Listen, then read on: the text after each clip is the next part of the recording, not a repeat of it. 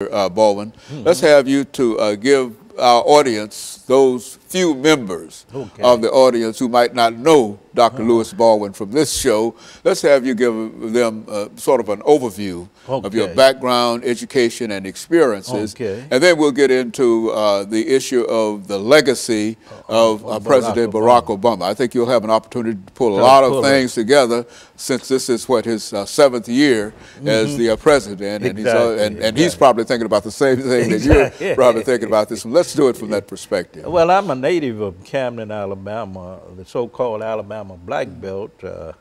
I attended the public schools of Camden, Alabama, Wilcox County.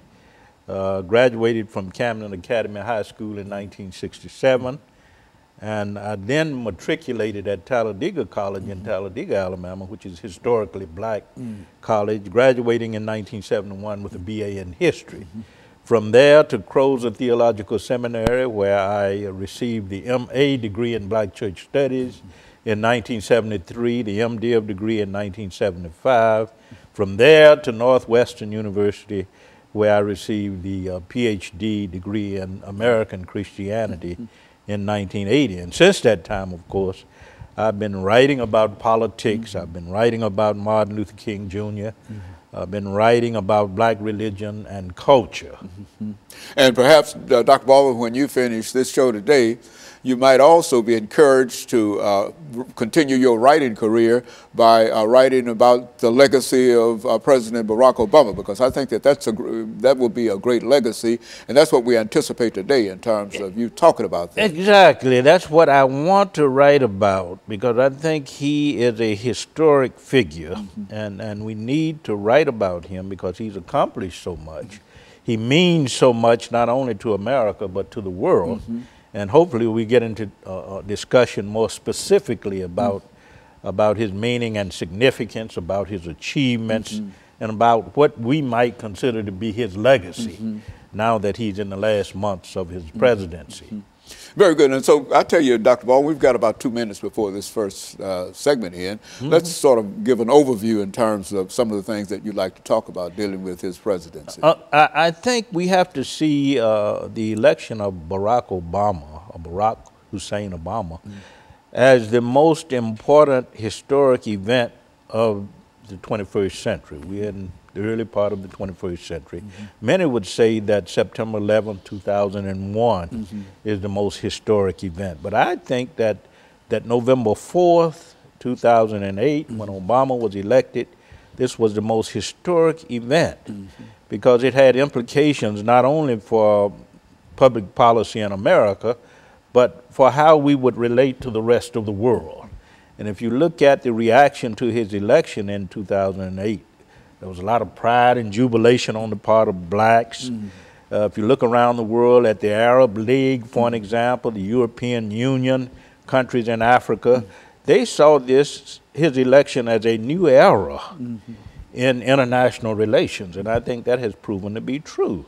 Many of us thought when Barack Obama was elected that we were in a post-racial era. Oh, that's what they called it. But that has proven not to be true.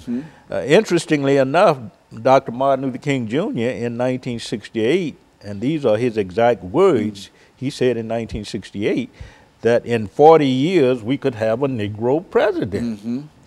Okay, 2008, Obama is elected. But that has not ushered in a post-racial America. We are forced to deal even more specifically with questions of race and gender and ethnic identity and religious pluralism. I think the election of Obama brought all of these issues to the forefront, and we are forced to deal with those issues now. Okay, and so what we'll do, we'll take this commercial break and then we'll come back, and we'll be back with our audience following this very, very short commercial break.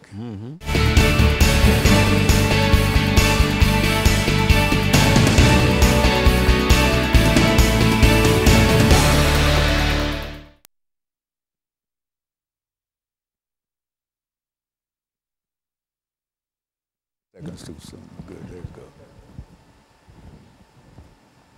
Now this is an 8-minute segment. Okay, Okay. okay. This is his achievements. Yeah, that's Okay. good. That's good to have all of those in In- one spot. Yes, Yeah, exactly. so what did Obama do? Well, he did. That's what I like. Yes.